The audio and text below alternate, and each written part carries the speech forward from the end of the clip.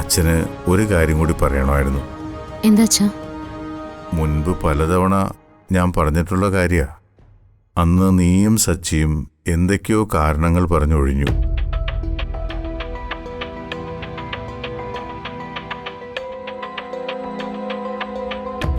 മറ്റൊന്നുമല്ല,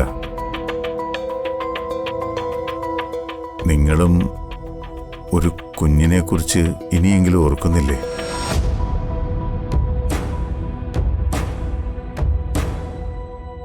സന്ദീപിനൊരു കുഞ്ഞുണ്ടാവുന്ന വലിയ സന്തോഷം ഉള്ളിലുള്ളപ്പോഴും സച്ചിയുടെയും മോളുടെയും ഒരു കുഞ്ഞിനെ കാണാൻ എനിക്ക് വലിയ ആഗ്രഹമുണ്ട്.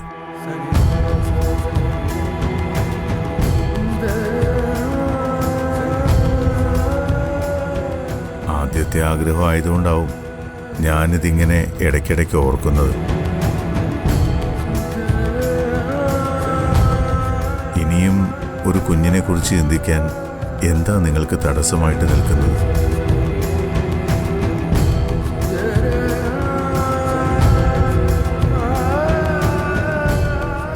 അർച്ചനയ്ക്കും സച്ചിക്കും ഒരിക്കലും ഒരു കുഞ്ഞുണ്ടാവില്ല.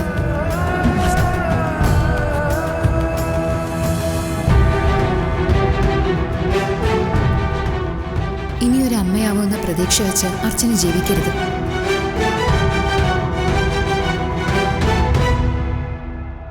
ചെക്കപ്പിൽ അർച്ചനയ്ക്ക് കുഴപ്പമൊന്നുമില്ല.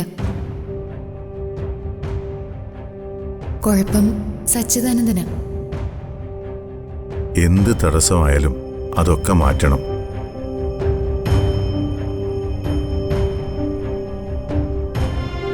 ആഗ്രഹം എന്റേതാണെങ്കിലും തീരുമാനം നിങ്ങളുടെ തന്നെയാണ്. നിങ്ങൾ നല്ലപോലെ ആലോചിച്ചൊരു തീരുമാനം എടുക്കുക. ഒരു കുഞ്ഞു വേണമെന്ന് ഞങ്ങളും തീരുമാനിച്ചിരിക്കുക അച്ഛാ. ശാരീരികമായി കുറച്ച് തടസ്സങ്ങളൊക്കെ ഉണ്ട്. അതിൻ്റെ ട്രീറ്റ്മെൻറ്റ് ഉടനെ ആരംഭിക്കാമെന്നാണ് സന്ധ്യ ഡോക്ടർ പറഞ്ഞത്.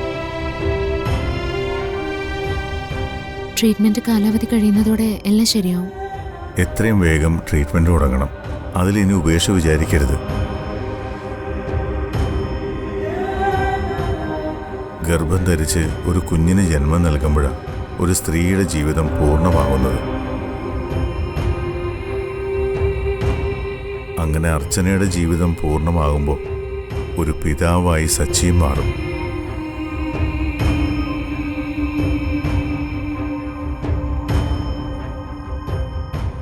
സന്താനഭാഗ്യം എന്ന് പറയുന്നത് ചില്ലറ കാര്യമല്ല മോളെ.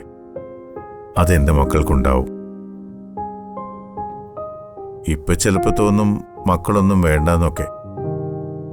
പ്രായത്തിന്റെ പ്രസരിപ്പ് കഴിഞ്ഞ് ഏതെങ്കിലും ഒരു മുറിയിലേക്ക് ജീവിതം ഒതുങ്ങുന്ന സമയത്ത് ഇന്നെടുത്ത തീരുമാനം തെറ്റാണെന്ന് ബോധ്യപ്പെടും. അതുകൊണ്ട് സന്ധ്യ എത്രയും പെട്ടെന്ന് എന്ന് കണ്ട് ചികിത്സ ആരംഭിക്കണം.